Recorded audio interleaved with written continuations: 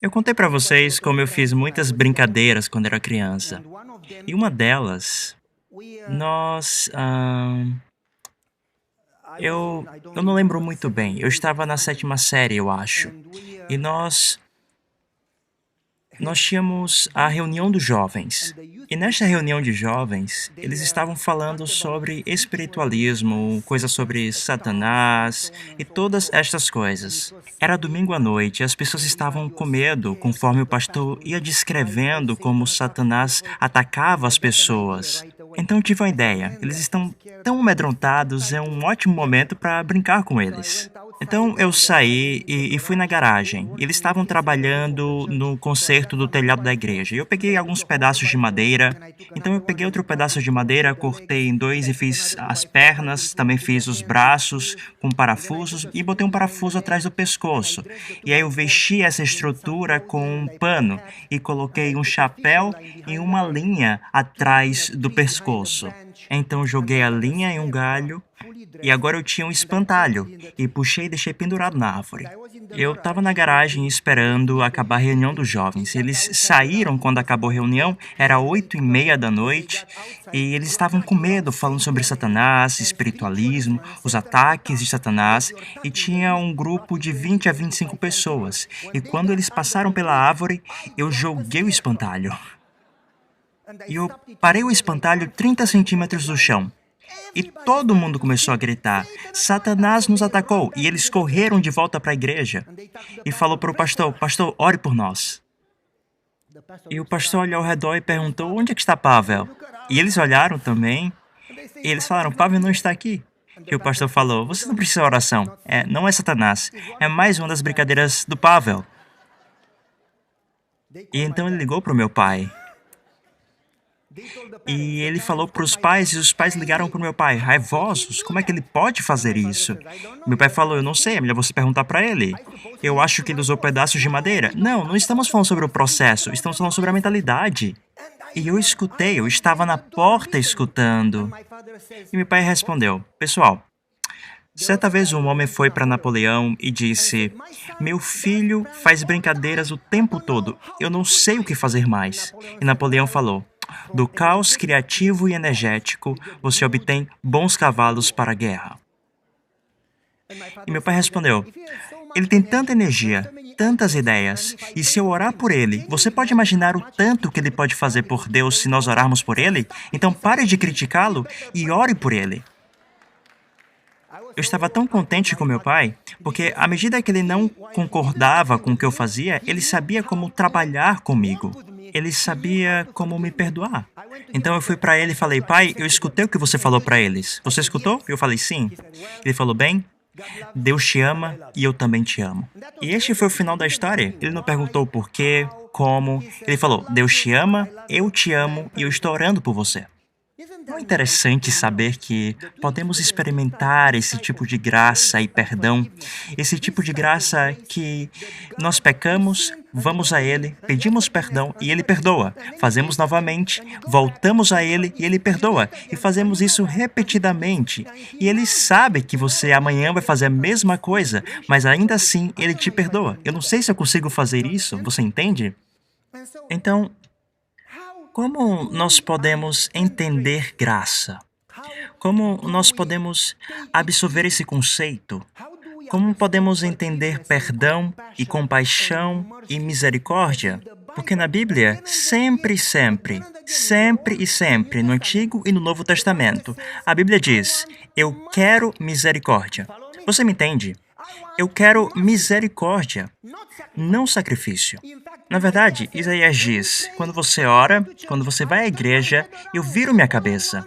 Tudo o que eu quero é misericórdia, amor e compaixão. E se você ama a Deus, é assim que você demonstra. Você ama o seu próximo. Se Deus mostra misericórdia, você mostra misericórdia. Se Deus te dá perdão, você dá perdão. Do contrário, você nunca realmente entendeu a graça. Tudo que você tem é uma religião formal, mas sem um coração. Você entende? Então, neste contexto, Pedro vem a Jesus e você conhece a história. E Pedro diz, Senhor, Quantas vezes devo perdoar se ele continua a pecar contra mim continuamente? Você tem pessoas que continuam incomodando você, pessoas que machucam você, pessoas que te ofendem, pessoas que te causam dor? Alguém aqui? Vocês entendem do que eu estou falando, não é? Ninguém nunca me machucou. Oh, eu posso te contar histórias bem ruins. Uma vez, um homem, minha esposa e eu tínhamos uma fábrica de produção de roupas. E ganhamos um bom dinheiro, cerca de 40, 50 mil por dia. E ele tinha uma fábrica, e ele estava ganhando nada, ele estava quebrado. E ele pensou que estávamos roubando, estávamos fazendo algo, não sei, tudo estava registrado, estava tudo certo. Ele chamou a polícia econômica. Durante o comunismo na Romênia, neste tempo, quando você chama a polícia econômica, isso é o fim do seu negócio e o fim da sua liberdade. E ele disse, eles roubam, eles fazem alguma coisa, que eles têm tanto dinheiro. Então a polícia veio até a minha casa e verificou tudo. Quando eu digo tudo, eles verificaram toda a casa, do telhado ao porão. Cada papel, toda a empresa, eles verificaram tudo. Eles não conseguiram encontrar nem mesmo um centavo que não fosse contabilizado. E quando eles terminaram, eu disse, ok, se eu tivesse dado um presente antes, isso poderia ser visto como um suborno. Mas se eu te der um presente depois disso, eu quero que você saiba que lhe dou um presente apenas para você e sua família, porque você está precisando. Eu tenho muito e você não. E eu disse ao policial, quero que vocês levem para suas esposas esses vestidos e para os seus filhos essas roupas esportivas, e isso é um presente, depois de vocês terminarem. Eles disseram, está tudo certo. É apenas um presente da graça para você. E eles disseram, nós também vamos fazer algo para você. Eu disse, ok. Na minha mente, o que vocês podem fazer por mim? Diremos quem ligou para quem viéssemos aqui para verificar você. Se encontrássemos algo, o colocaríamos na cadeia. Eles me disseram, este é o seu vizinho. E ele era um adventista do sétimo dia e cantamos com ele no coral. Então, minha esposa exclamou, oh, ele é um ordinário. Eu disse, acalme-se, deixe-o em paz, ele não entende a graça.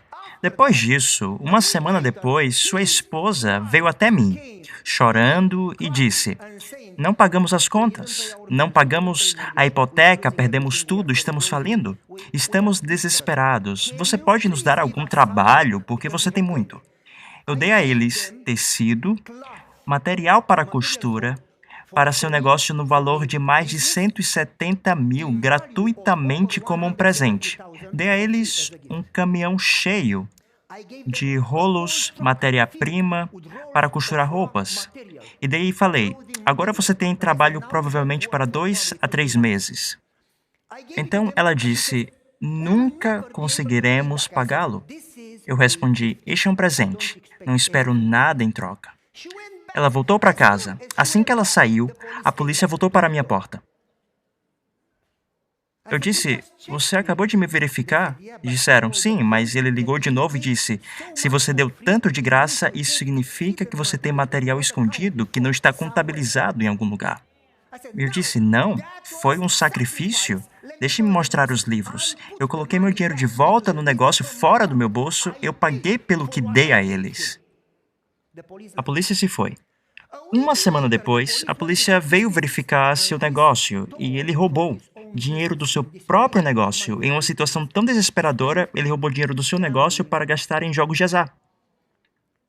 E eles o prenderam. Sua esposa veio até nós em desespero. Temos 2 meninas pequenas, eles o colocaram na prisão. Não sei como vamos sobreviver. Então, eu fui à polícia e paguei a fiança para ele. Então, eu paguei tudo o que ele roubou do seu próprio negócio, eu paguei pessoalmente, para que ele não devesse nada e pelo menos voltasse para casa. Quando ele voltou para casa, ele bateu em sua esposa por me pedir ajuda.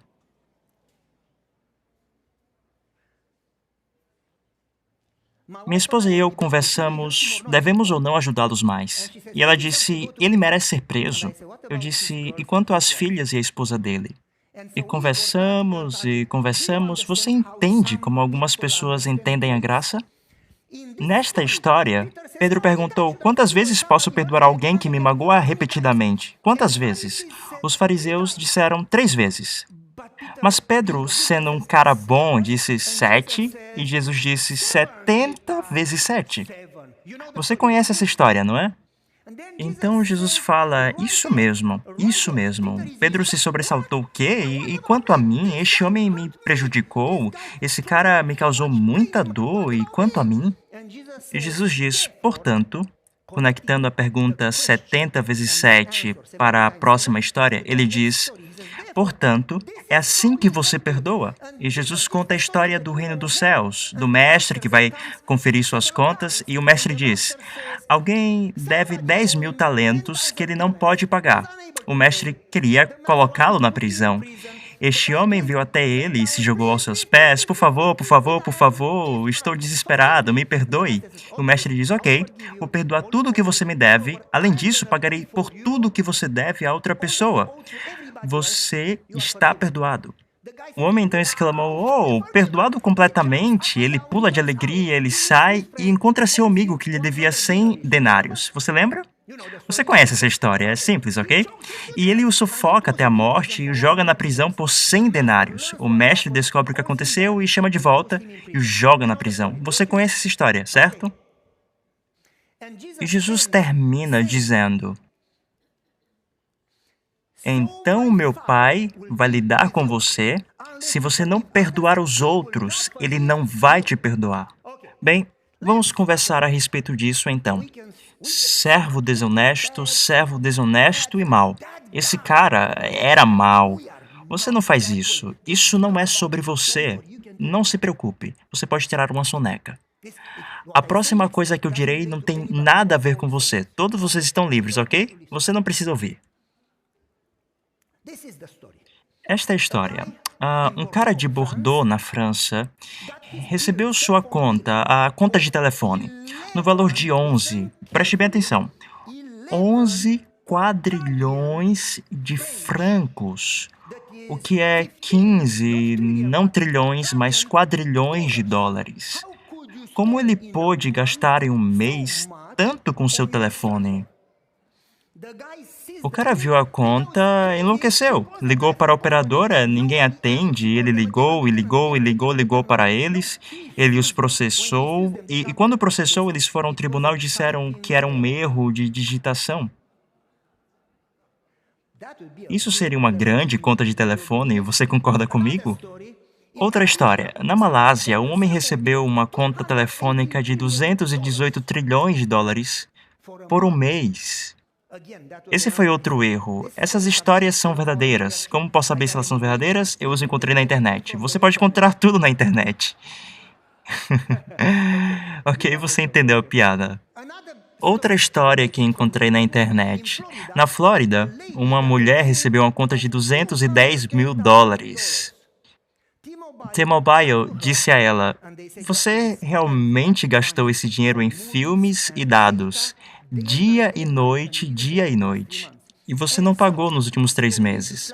Então eles estavam dispostos a reduzir para 2.500 dólares, mas ela deveria pagar essa quantia e nunca mais fazer isso. Você pode imaginar 210 mil por uma conta de telefone? Mais uma. No Canadá, um cara recebeu uma conta de 65 mil dólares. Ele ligou para a companhia e disse: isto está errado, você está errado. E eles disseram: você recebeu a conta do telefone há 1 mês e meio atrás. Você deu as condições? Você não recebeu um plano ilimitado, você não tem dados ilimitados, você não conseguiu isso nem aquilo, e você usou o telefone o dia todo para ouvir músicas, assistir filmes, ligar para os seus amigos em todo o mundo. Você consegue entender? Temos a conta com as conversas e os dados. E eles o enviaram uma cópia da fatura novamente. Eles disseram a ele: não cometemos um erro. Na verdade, reduzimos. A conta era 85.600 dólares e reduzimos para 65 mil para você. E o cara implorou: por favor, por favor, por favor, eu não estou ciente, isso não vai acontecer novamente. Eles concordaram em perdoar todo o dado usado, mas cobraram por todas as ligações. E ele teve que pagar 3.243 dólares. E isso foi uma graça única. E agora eu quero que você imagine que isso não está na história, é apenas minha imaginação. Eu quero que você pense.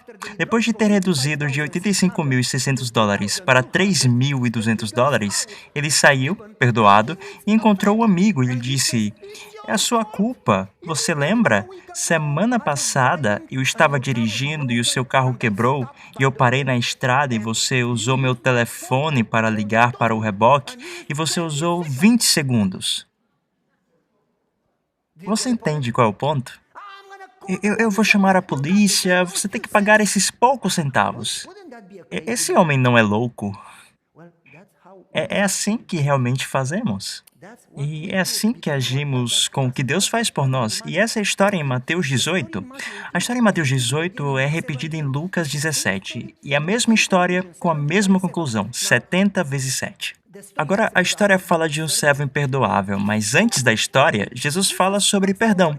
Jesus disse que você deve perdoar, mas não deve permitir, não deve tolerar o pecado. Então, porque se você permitir, eles continuarão fazendo repetidamente. Eles continuarão a prejudicar os outros, incluindo a si mesmos, e perderão a salvação. Então Jesus diz: quando isso acontece, vocês deveriam ser como crianças. Perdoe e tenham fé. A propósito, qual é a conexão entre perdão e fé? Falaremos sobre isso em detalhes. Perdoe. E Jesus diz: leve alguém com você e vá falar com ele. Por que você precisa levar outras duas pessoas com você? Não apenas como testemunhas, como pensamos em nosso favor, mas Jesus diz, número um, para que ele saiba que isso é sério. E número dois, quando alguém estiver com você, ele pode verificar se a sua versão é tendenciosa. Porque você pode ter uma perspectiva e a outra pessoa pode ter outra. Cada história tem dois lados, você sabe disso. Então, Jesus quer justiça. Leve alguém com você para saber qual a verdade, mas depois disso, Jesus disse, você deve perdoar. E Pedro pergunta, quantas vezes, Senhor? Os fariseus falam 3, devo falar 7? Jesus responde 70 vezes 7. E Pedro diz, Senhor, isso é impossível. E é assim que é. E nesse contexto, Jesus conta a história de um servo mau. Ok, agora, na mesma história que é dada em Lucas 17, Jesus, depois que Jesus disse 70 vezes 7, Pedro diz o quê? Senhor, aumente nossa fé. Por que precisamos de fé para o perdão? Não apenas para receber o perdão, para recebê-lo pela fé, mas também para dar perdão. Vamos falar sobre isso. Então, nesse contexto, Jesus conta uma história. Os fariseus costumavam dizer, você deve perdoar 3 vezes.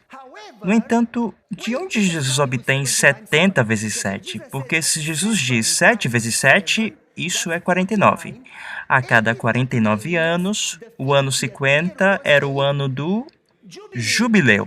E era o ano do perdão. Você está perdoado. Qualquer dívida, tudo, sua propriedade volta a ser sua e você é restaurado. Tudo volta para você. Se Jesus tivesse dito 7 vezes 7, 49. Mas Jesus não disse isso. Ele fala 70 vezes 7, 490. De onde ele vem com isso? Não sei se você sabe, mas fiz uma pequena pesquisa.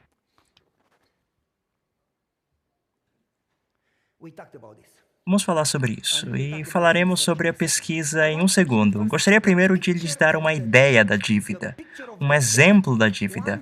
Um denário é 4 gramas de prata. Este era o salário de um soldado por um dia. Você ouviu o que eu disse? Um denário é o quê? O salário de quanto tempo?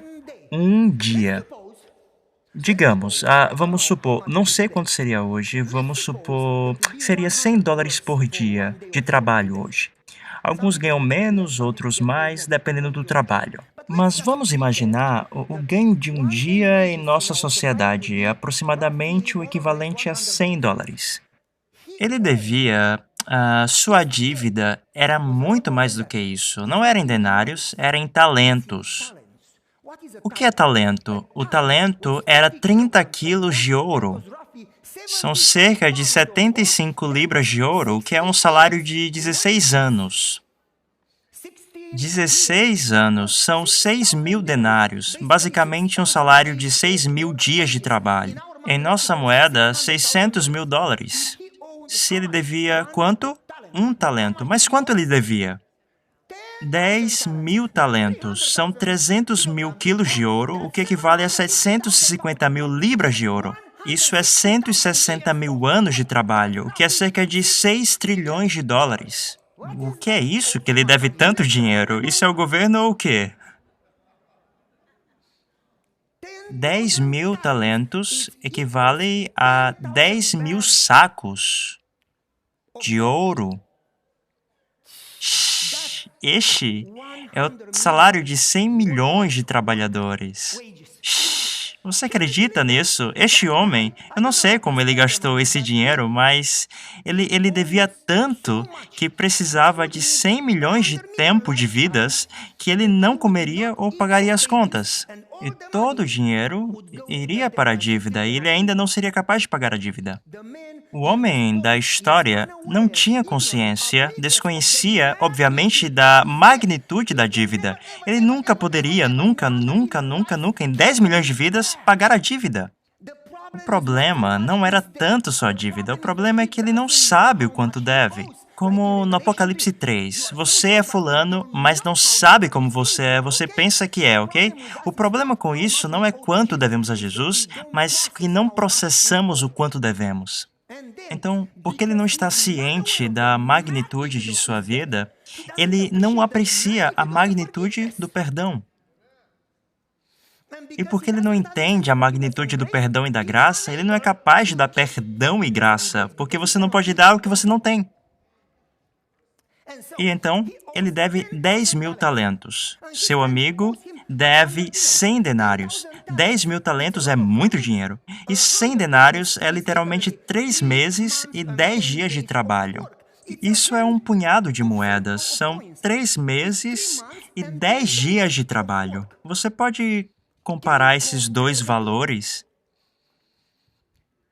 Vamos supor que uma bolsa contendo 75 libras de ouro, você precisa de tantas sacolas que você colocar pessoas carregando cada uma das sacolas, uma ao lado da outra, encostada uma na outra, se estenderão 5 milhas de pessoas para pagar a dívida. E os centenários que seu amigo lhe devia são um punhado de moedas. Ele poderia pagar depois de 3 meses de trabalho. Não podemos perceber o quanto devemos a Deus e quão pouco os outros nos devem. Nós não entendemos essa parte. Nós apenas percebemos o quanto os outros nos devem, mas não o quanto devemos a Deus. Portanto, além disso, não entendemos o quanto somos perdoados. Por isso, não somos capazes de oferecer graça. Sempre vejo todo tipo de parafusos e pregos. Os vejo onde quer que eu vá, eu só os vejo. Então, de onde Jesus obteve o número 70 vezes 7? No Antigo Testamento há uma história. Deus vai a Caim e diz: Você matou seu irmão. E Caim diz: Deus diz: Você sabe, você vai pagar por isso. E Caim diz: Estou com medo. E Jesus lhe disse: Todo aquele que te tocar será vingado. Quantas vezes? 7 vezes. 3 gerações depois, o tataraneto de Caim, chamado Lameque, ou o que quer que seja em inglês, ele matou um homem. E, aliás, ele é o primeiro da história que teve 2 esposas. Alguns estudiosos dizem, de acordo com as traduções, ele foi o primeiro a caçar pessoas, sequestrar pessoas e vendê-las como escravos, o primeiro na história. Este homem, Lameque, matou alguém e ele diz: Caim seria vingado 7 vezes 7. E por mim, Lameque, quantas vezes? 70 vezes 7. Com base neste incidente, os fariseus criaram uma tradição. Não conhecemos essa tradição, mas quando Jesus fala 70 vezes 7, todo judeu comum sabia exatamente o que Jesus estava falando. Basicamente, a tradição diz que, enquanto você perdoa até 3 vezes, você se vinga 490 vezes, para ensiná-los uma lição para que nunca o façam novamente. E Jesus diz, você se vinga 490 vezes, você deve perdoar 490 vezes. Jesus estava ensinando a eles que a medida da retaliação não deve ser maior da medida do perdão, mas vice-versa. Você entende de onde vem essa história? Nesta história, se você olhar Lucas 17, Quando Jesus fala 70 vezes 7, Pedro diz: aumente nossa fé.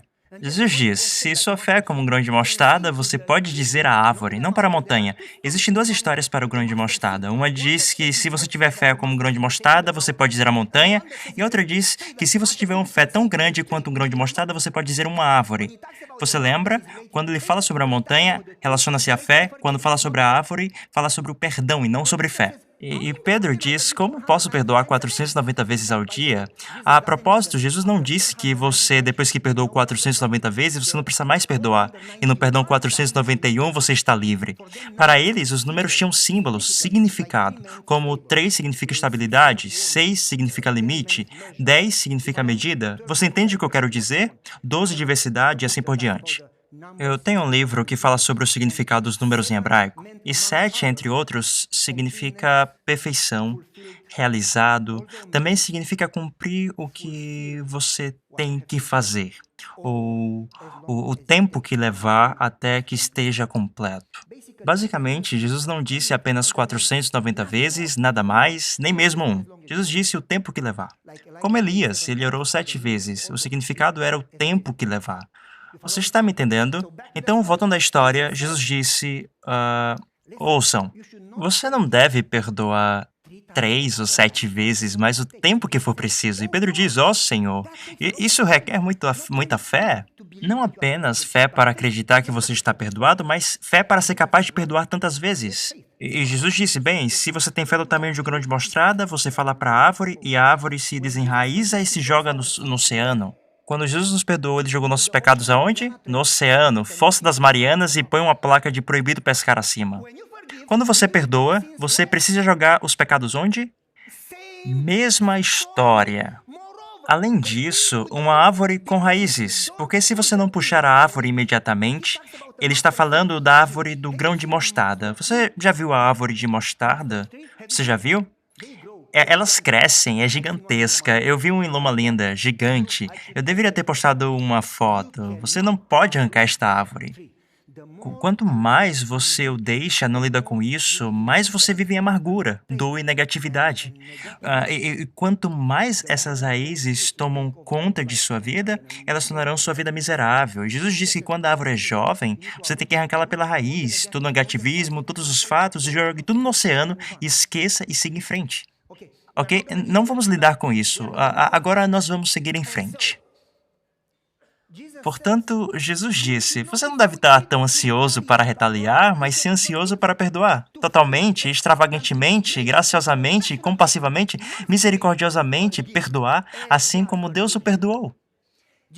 Jesus não disse que você deveria permitir, porque ele disse: pegue 1 ou 2 e vá falar com eles. E se eles ouvirem, graças a Deus. Se eles não ouvirem, serão como quem para você? Como pagãos. O que isso significa? Na cultura hebraica, eles deveriam amar os gentios, mas não ter negócios com eles. Basicamente, estabeleça limites para que eles não possam prejudicá-lo novamente. E eles não possam prejudicar outros novamente. Agora, escutem. Perdão não é tolerância. Perdoe-me e você se curará. Me tolere e você terá problemas. Você pode perdoar alguém por quase tudo, mas você não deve tolerar tudo. Você está me entendendo? Ok, eu vou pular. Perdoe nossas dívidas como perdoamos aos outros. Você foi perdoado por uma quantidade extremamente grande. Você deve perdoar uma quantidade extremamente grande. Você entende o que eu digo? Eu quero contar 2 histórias. Primeiro, Joe. É de Michigan. O homem era o dono de uma mercearia. Era uma pequena mercearia familiar. Esse rapaz não era rico, mas era um cristão de qualidade. Ele estava sempre ajudando as pessoas. As pessoas chegavam: olha, eu não consigo pagar minhas contas. E Joe estava disposto a ajudá-los. Portanto, ele não progredia, não conseguia ter lucro, porque estava sempre dando para as pessoas. E as pessoas da igreja falavam: Joe, pare de fazer isso. Ele falava: escute, eu não vou levar nada quando eu morrer.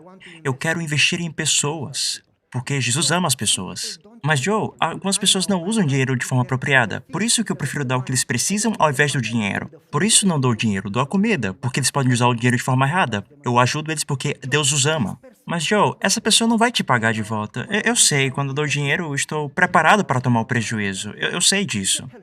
Então ele continua ajudando. Um dia, 3 homens entram na loja dele com uma arma, ameaçam ele, tomam o dinheiro e dão um tiro nele, sem necessidade.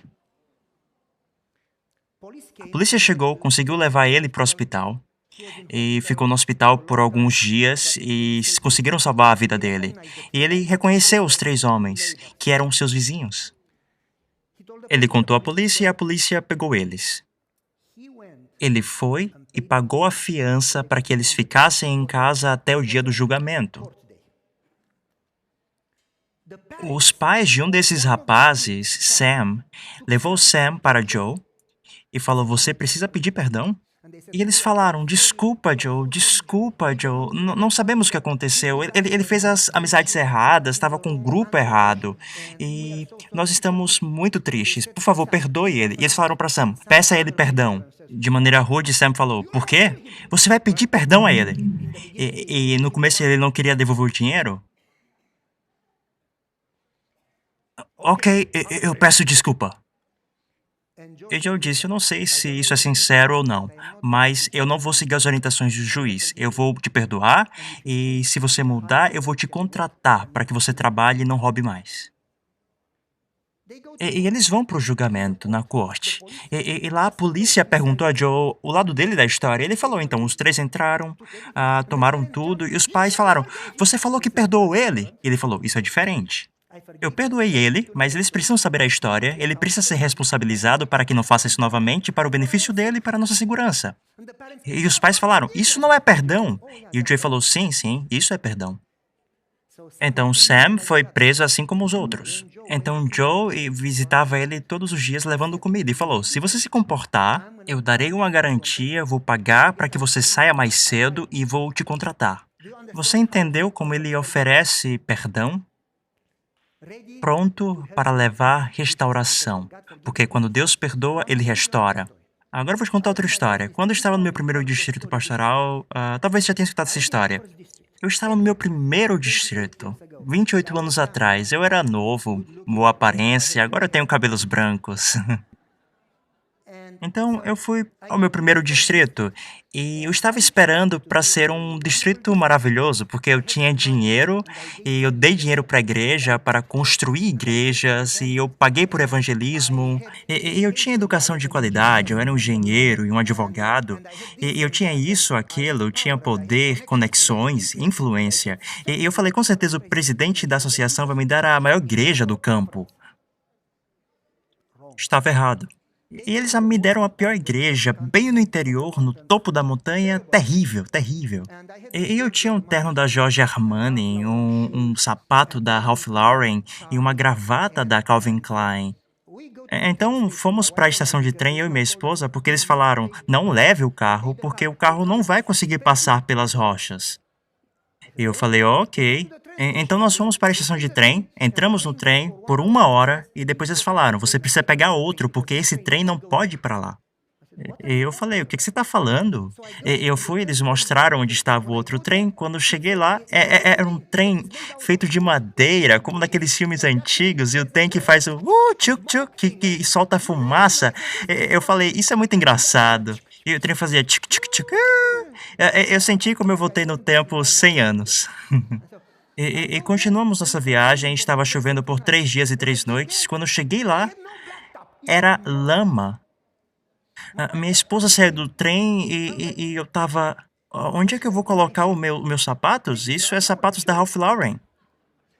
Quando eu comecei a sair, o trem começou a se mover. Minha esposa falou: "Saia do trem." Eu falei: "É lama." Ela falou: "Saia do trem."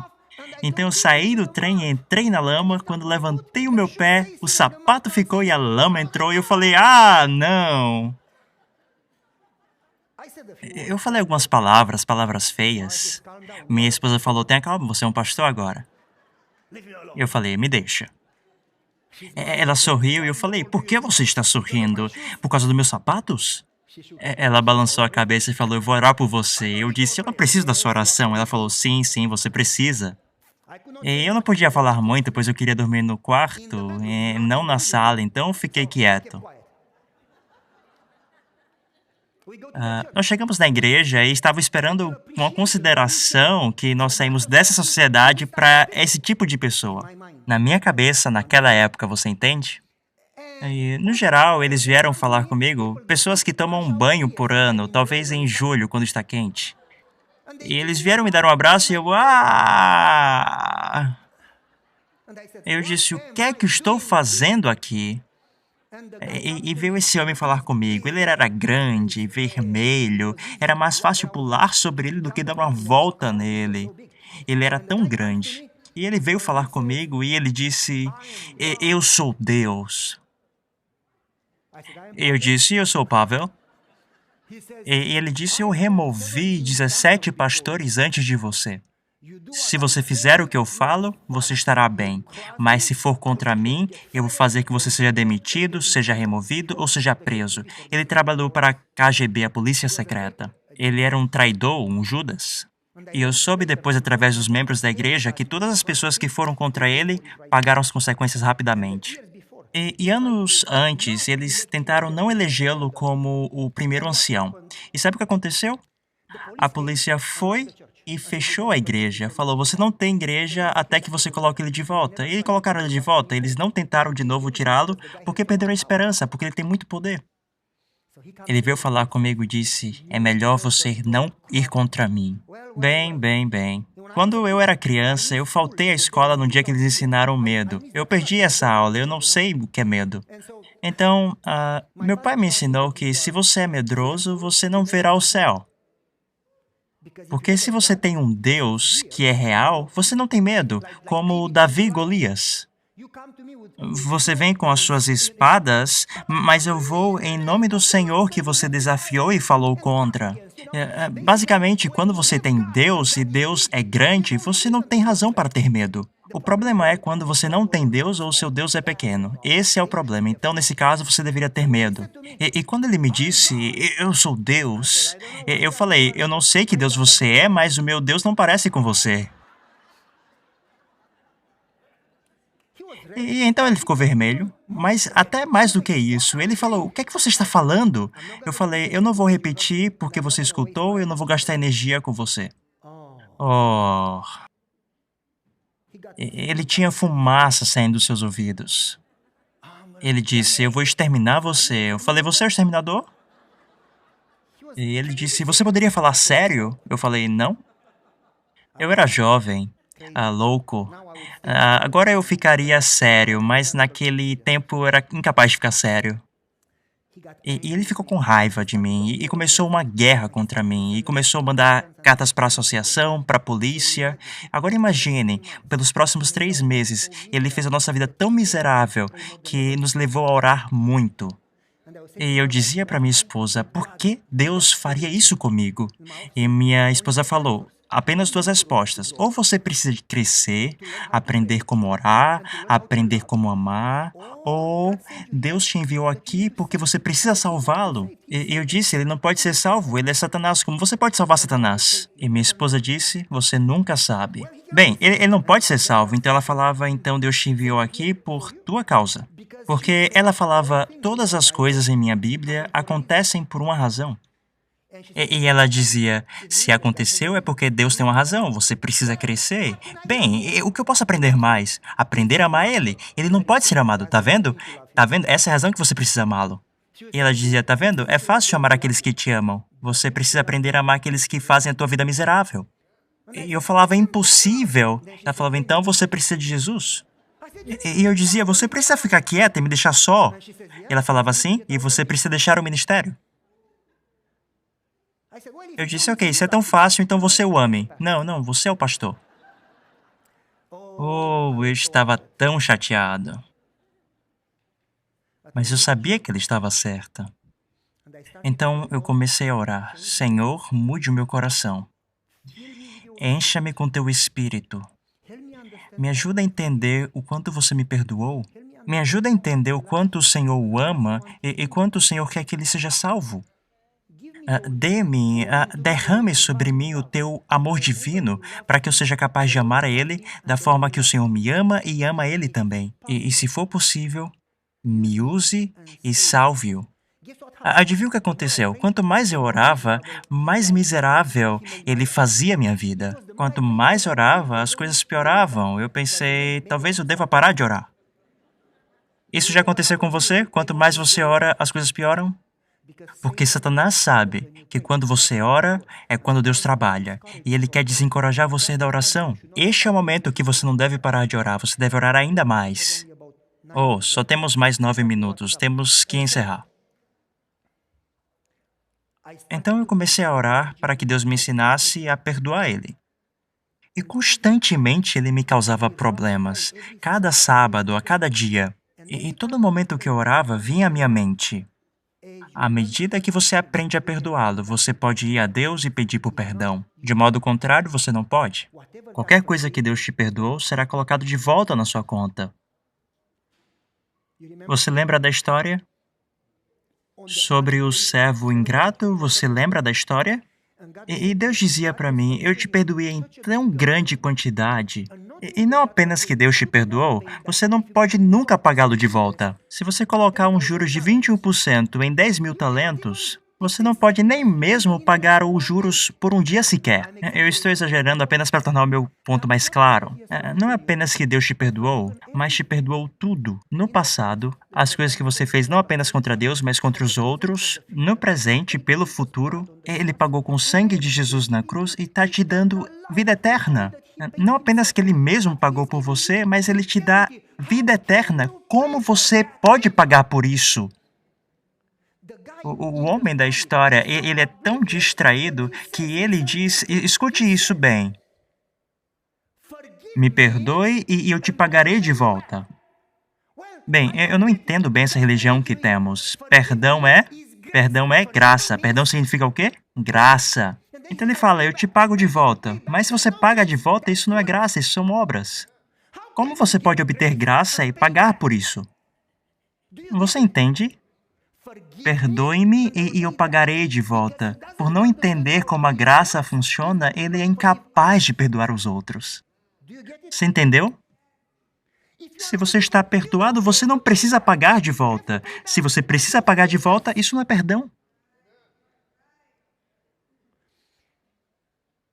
Então veio à minha mente, você precisa entender graça, você precisa entender o quanto Deus te perdoou e o quanto Ele vai te dar. Você precisa fazer o mesmo que Jesus fez na cruz. Senhor, os perdoe.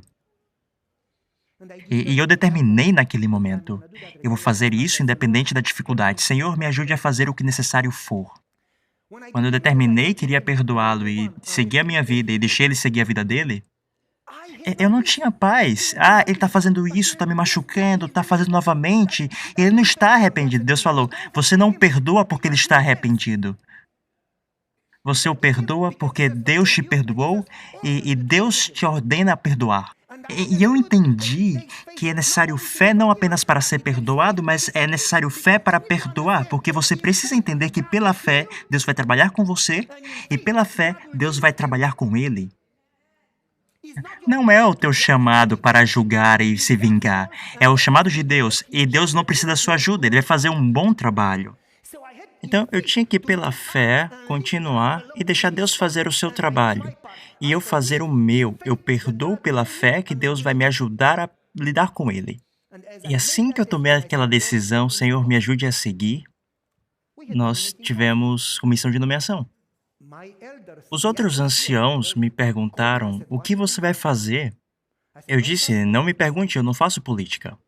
Vocês devem orar. Bem, nós já oramos antes e sabemos que ele não deve ser um ancião. Ele é um tirano? É um demônio? Bem, ele não é um demônio, ele é uma pessoa que não sabe o que faz. Então, o que devemos fazer? Eu falei, você precisa amá-lo, mas é impossível. Então, você precisa entender graça. Pastor, ele está fazendo a sua vida miserável. Sim, e eu estou tentando amá-lo. Eu falei, ore por ele. Mas o que devemos fazer na eleição? Não me pergunte. Ore e faça o que Deus mandar. Deus falou para não elegê-lo, mas temos medo. Então você não tem Deus se você tem medo. Vocês não deveriam ter uma igreja, vocês deveriam fechá-la, porque não estão representando a Deus. Vocês não devem ter medo. Ah, mas o Partido Comunista, esqueça, o meu Deus é maior que o Partido Comunista. Então, eles foram encorajados, nós tínhamos eleição naquele sábado, eles não o elegeram. Eles se levantaram e falou: "Ô rapaz, hoje você vai preso." E pum, ele teve um ataque cardíaco e caiu na igreja. E ele viveu mais 5 dias e morreu. Mas esse não é o final da história, agora vem o final. E minha esposa falou: "Vai visitá-lo?" Eu falei: "Ok." "E vai falar a ele que você o ama." Eu falei: "Ok." E minha esposa falou: "Não volte para casa antes de salvá-lo." Eu falei: "Ok." Então fui visitá-lo e disse que queria orar com ele. Ele falou: "Por quê? Você quer orar comigo?" Então ele disse: "O Espírito Santo me deixou há muito tempo atrás. Não há salvação para mim. É muito tarde." E eu disse: "Como é que você sabe? Você tem algum espaço no qual você olha e diz que está vazio porque o Espírito Santo não está ali?" Eu perguntei: "Você quer ser salvo?" Ele falou: "Sim." "Então o Espírito Santo não te deixou?" "Como você sabe, pastor?" "Porque na natureza humana você não tem desejo de voltar para Deus. O filho pródigo queria voltar porque o Espírito Santo o impressionou.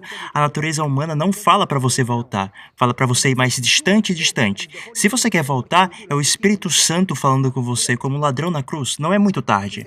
Ele falou: "Você acha que eu posso ser salvo?" "Eu sei que você pode ser salvo, mas meus pecados são grandes. Mas eu sei que o sangue de Jesus é maior que os seus pecados."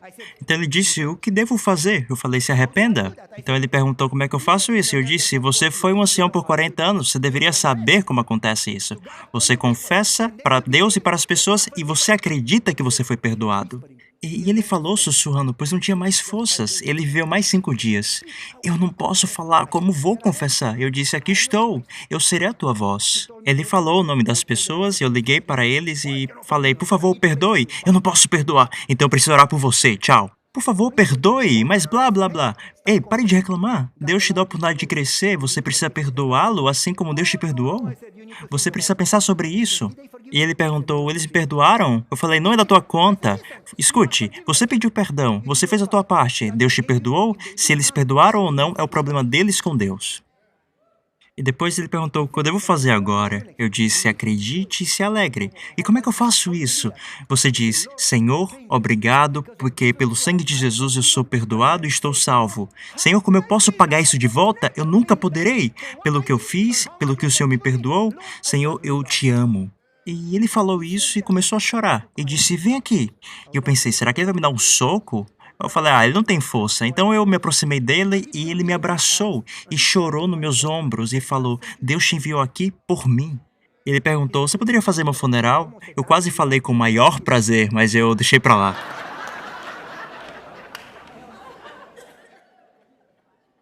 Ele morreu. Você entende como o perdão funciona?